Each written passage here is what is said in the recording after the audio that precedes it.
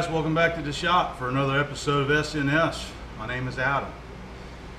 So the first thing that I want to touch on is my previous video that I just uploaded yesterday, the product review on the coil hose pneumatics. So I did get a pretty good mix of I got a good mix of comments and concerns about how I did that, and I just want everybody to know that that review was my idea to do that. Philip, he wanted to send me the products. I was in no way obligated to do a review on the products, but anytime that I do get something from somebody, I always show it in one of my videos.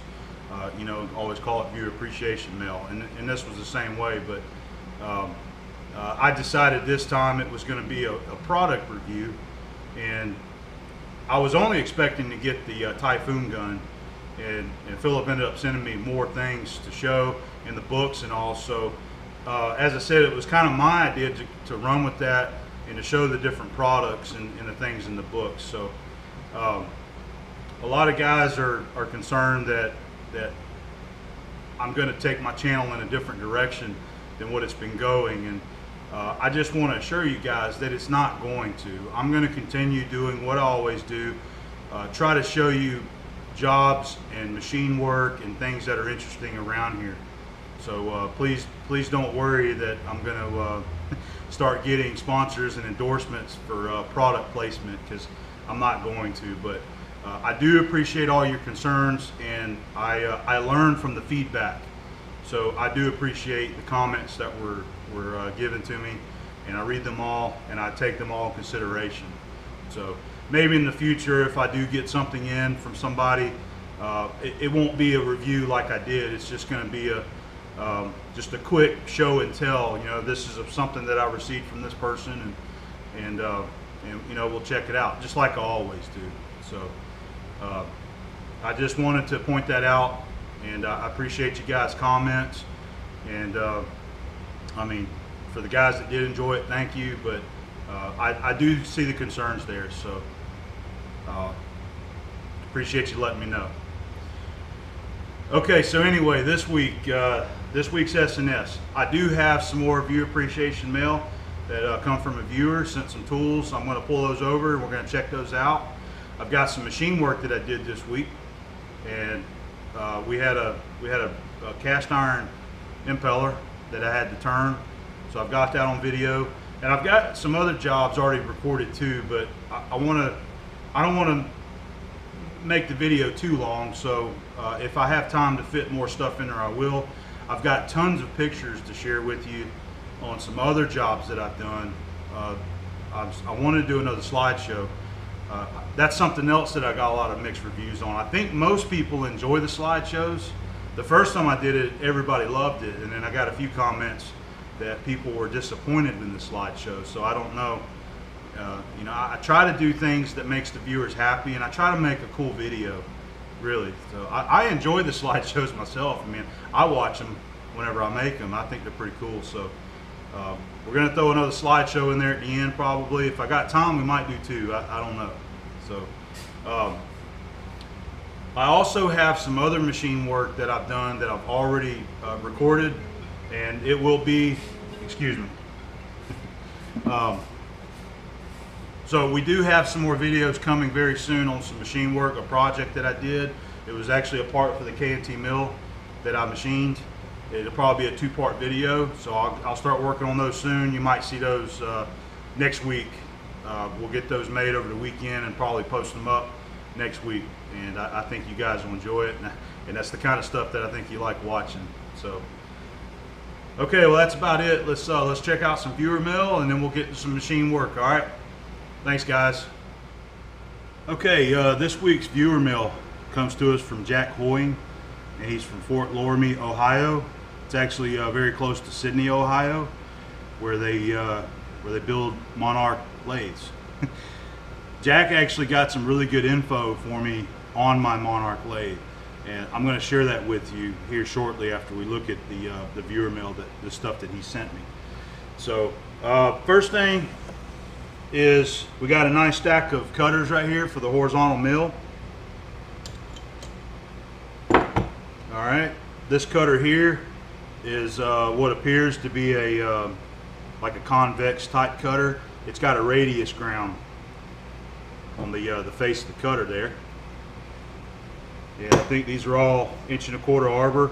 We've got 3 cutters here. These are all Polish made. All 3 are exactly the same. And these are labeled as 0.325 on the width. I believe that the way these things look, I believe that they were originally a 3/8 cutter and they were reground. But they're all still in great shape, all nice and sharp. So we've got 3 of those. It's identical. All right, and then we've also got some big boy 50 taper tooling here that he sent me. And we've got 2 of them. This one right here takes a, I believe this is, it's not a DNMG. This may be a VNMG insert on here. Okay, well we've got 2 of them, and I'll pull the other one over and I'll tell you about these. There's another one here, and then this one's even bigger. These are both made by Carbaloy, and they were custom made for GE aircraft engine department. And they were never used. I don't know how Jack got a hold of them, but he did. Maybe he bought them at an auction in a lot of tools or something, but I don't know what this type of holder is for. So maybe some of you CNC guys out there you may recognize what this could be used for. It looks like some kind of tool bolted in right here. And of course this one takes the insert.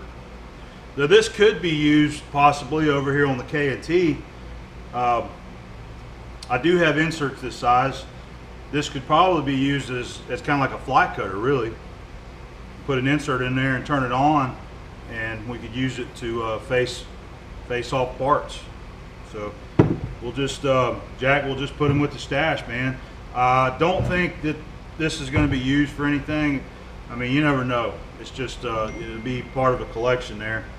And if, you know, if somebody sees this and they have a need for it, let me know. You know, we can definitely work something out. But this, I think right now this might be good use for a doorstop over there, Jack.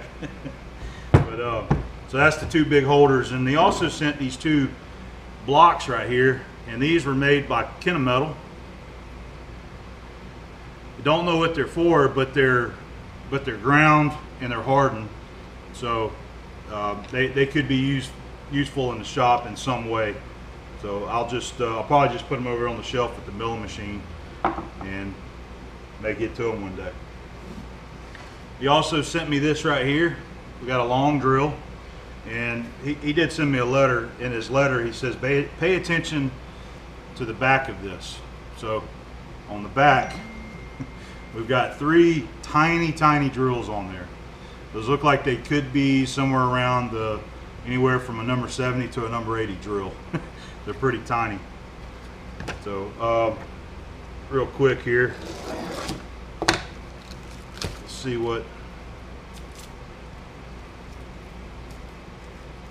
this drill looks like after I get all the plastic wrap off of it. But that's got a crazy grind on the end of it right there, man. That's like a grind for cutting soft materials. Okay, this is a 7/16. There it is. So I can put a regrind on that, and I'll put it in my toolbox with my long drills, and we'll use it one day. So we'll take the little small drills out here in a little while. So the info that Jack gave me on the lathe, I've got a Monarch. You guys all know that. That is a model 18 CY. The CY models have the lead screw reverse lever, which changes the direction of the feed. That's you can't really see it from here, but that's the lever over here on the side of the carriage that you flip, and that changes the direction. The serial number is stamped on the back of it, and what he did is he went by there and talked to the guys at Monarch, And they're still in business, and they actually still build machines. They've got 2 lathes that they still build. And he went by there and talked to him one day, and then he emailed me and said, hey, if you give me your serial number off your lathe, I'll go by there and see if we can get some info on it. So that's what he did. I sent him an email, gave him the serial number, and he replied back with an email, and I'm just going to share that with you. Sorry, everybody's blowing me up. He says, I called Sydney Monarch lathe office and talked quite a while for a guy there. He pulled the paperwork on your lathe and said that it was shipped on April the 3rd, 1942. It was sold to the Progressive Tool and Die Company. It shows that it was shipped with the taper attachment, which it does have.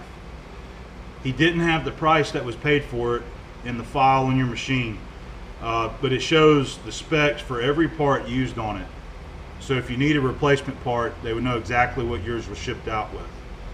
They had no records that showed any replacement parts ever being purchased for your lathe. So that's some great information. You know, I learned a little history on my lathe here, that it was sold to the Progressive Tool and Die Company in 1942, right during the height of World War II. So very interesting, and it's just great. I've got a little more knowledge on my machine now, you know. It's great, and I'll be able to pass that knowledge on with whoever ends up with that lathe down the road. So he got a little more info from him also, and the Monarch 10 EE lathes, they still build those there. They hand build those, and they also rebuild them too. Now it is very costly though. You'll be surprised at how expensive a new 10 EE is. They're about $100,000 for a brand new 10 EE, and he says that's bare bones, no accessories. So I guess if you start adding a taper attachment and a steady rest and all that good stuff, it's going to jump the price up. They also build another model lathe called it's a model 614, which is comparable to the size of my Monarch down there. So they still build those 2 lathes, and they do have a rebuild program. If I wanted to send my lathe back to them and have them rebuild it, it would be on an average of $20,000, and that would mean they would rescrape all the ways, the headstock, saddle, tailstock, etc. That is not including shipping. And any bearings or spindles or other worn parts would cost extra. So that's some cool information from Monarch. And Jack, thanks for checking in on me. I appreciate it, and I like knowing a little more of the history on my machine. And I think some of you other guys that's watching this might have interest in that too. So Jack, thanks for all the tools. We'll put the cutters with the other cutters that I've received. We got a good, nice little stash going now, and hopefully one day we'll be able to use these on the K&T. Okay, so thank you very much. I really appreciate it. Hey guys, we got a little small job here to do, and I wanted to share it with you on video. Something real simple. We've got an impeller that we've got to turn the OD down. I've got a sample, and I've got one that they're going to use. This is not new, but I guess they want to use it and put it on this motor. So what I wanted to show you was using a shop-built mandrel to hold something like this. Here's your impeller. It has a 20 millimeter bore, so this is a metric impeller, 6 millimeter keyway. And I've talked a little bit in the past about using mandrels to hold your parts that you got in machine. It's pretty simple. If you ain't got a good way to hold something, take a piece of stock and machine it, and you can turn and thread it for a nut or something like that. You can even drill and tap it, put a stud in there, and then slide a strap clamp on it and hold it that way. I've done that before. But underneath my dad's toolbox down there, there's all kind of mandrels that we've made over the years. I've got expanding mandrels down there for lots of different things. So I went digging down there trying to find one, and I ended up having one that was already machined for 20 millimeter. And it'd been a long time since it's been used, so it was pretty rusty. the nut was trying to unscrew it. It was just chattering on me because it was so dry. So that was a little nut that I made right there. I just put a knurl on it, and I don't remember what I made this mandrel for, but it was something that I wanted to slide on and just tighten up my hand with this little hand nut. So I bead blasted it to clean up the rust off of it, and it actually fits this impeller really nice. It's got a good fit on it. It's got about 1/1000th clearance, and there's not a whole lot of thread sticking out of it now, but I believe that there's enough that we can hold this for turning. And I'll probably go ahead and grab my pipe wrench and just give a little extra torque on this nut to make sure it is tight. So what we'll do is we'll chuck this up in the forge jaw, indicate it running true on this journal, tighten the nut up, and then we'll just turn the OD down. And this OD is 4 5/16, 4.312. I mean, that's the closest measurement I can get on it. It is rusted and corroded, but I believe it was machined to 4 5/16. So that's what we're going to make it. So let's go over to the lathe, get it set up, and we'll probably use a brazed on tool to do the turning on this. Okay. All right, let's get this sucker chucked up.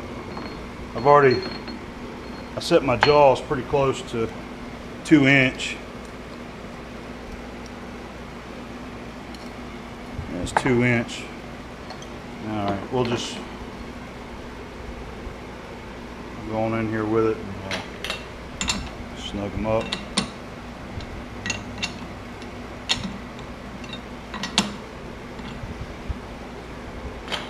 Not bad.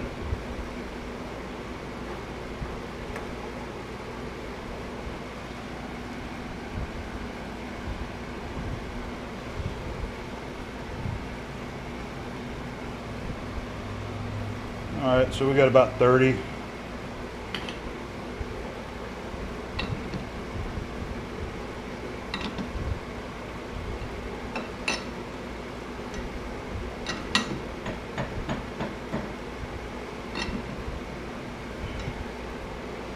All right, within 1,000.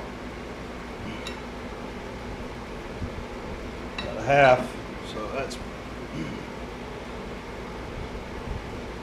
pretty good.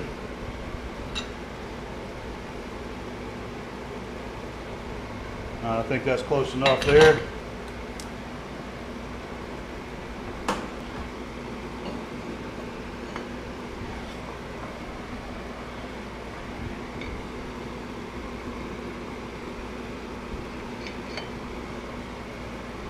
Okay, like I said, I got a little pipe wrench here.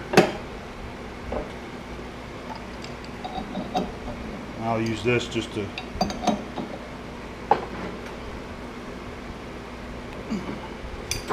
make sure it's tight there.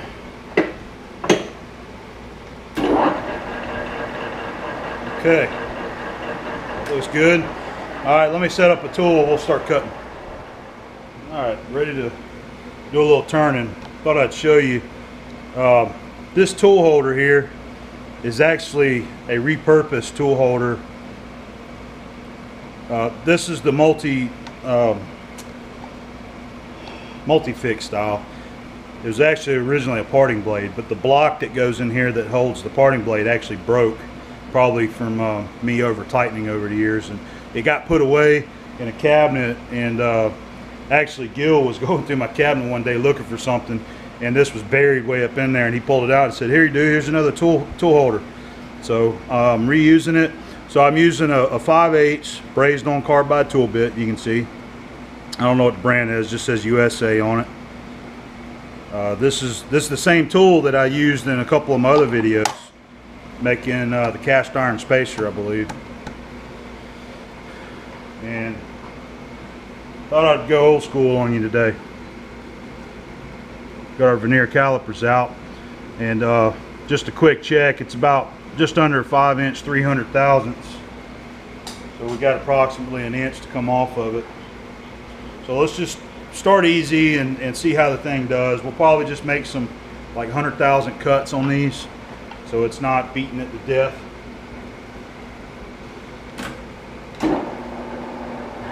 going to run about a 5,000th feed rate.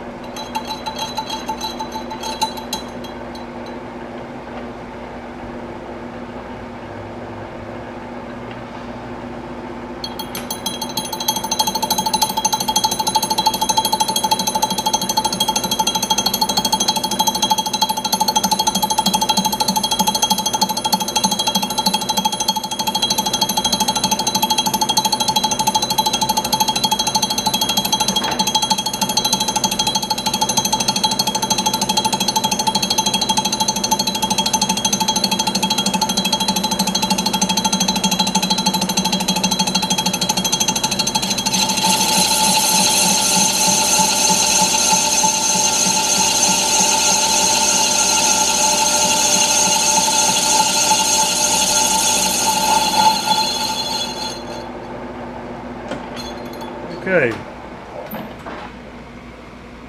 that went good. I might kick the feed rate up just a little bit more.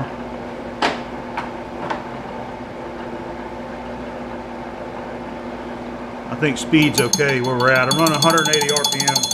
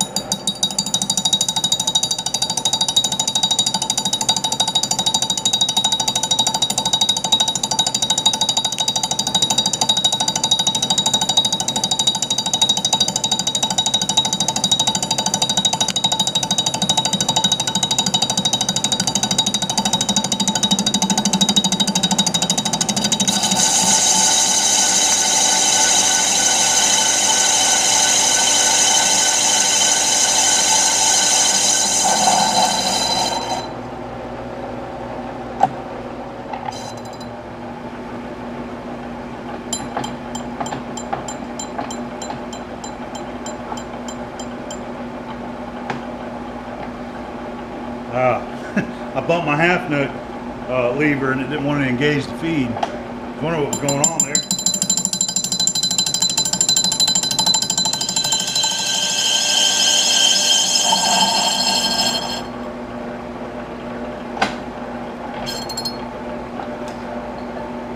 Alright, that was 5 cuts, 100,000, so should be somewhere around 4.8, I believe.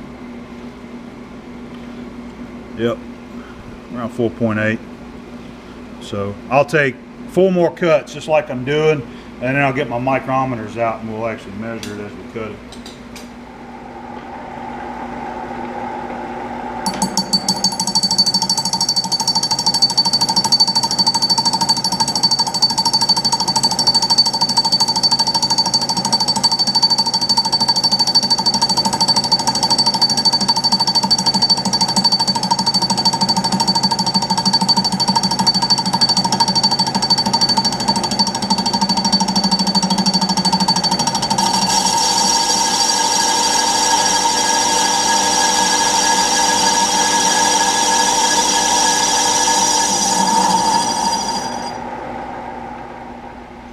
Okay, I should be down to my final cuts here. I've got my 4 to 5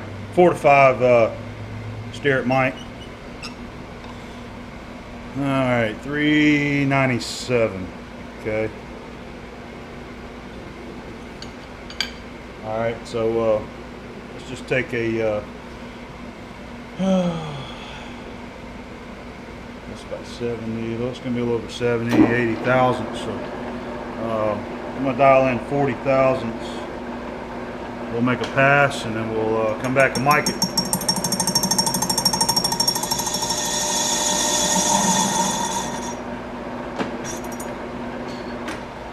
Okay.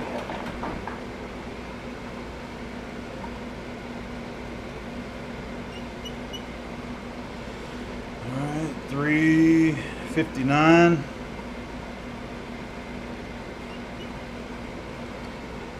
Yep, 359.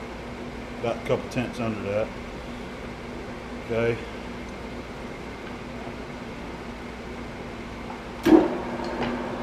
So we'll take 40, so we got what, about 48, 46 thousandths.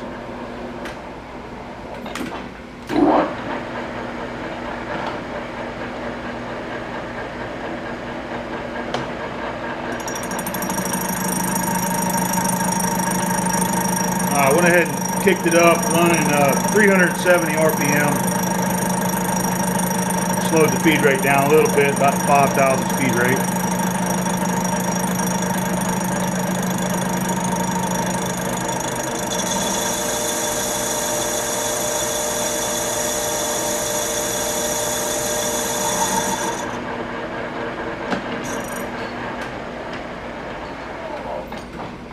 It's looking good. So we'll take a final measurement and get it on down to size now.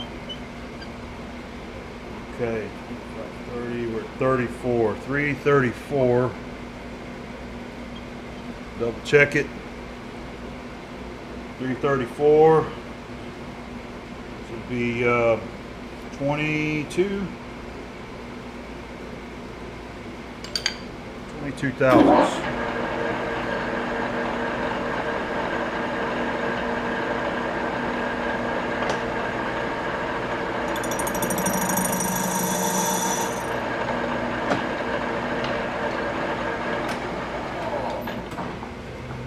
Let's see if I made it.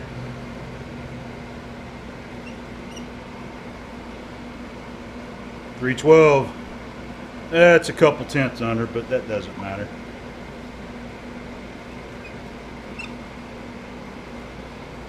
Can you read that? I don't know if you can read it or not. 4.312. Okay. What I'm going to do is just the back of it isn't straight. You know, it's got a little run out to it, so I'm just going to take a file. We got a second cut file here. I'm just going to break that edge. Really, is all I'm going to do.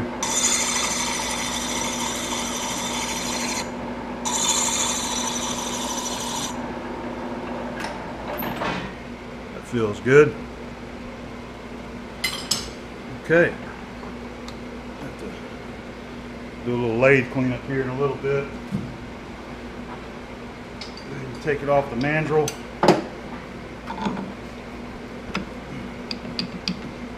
Alright, come on.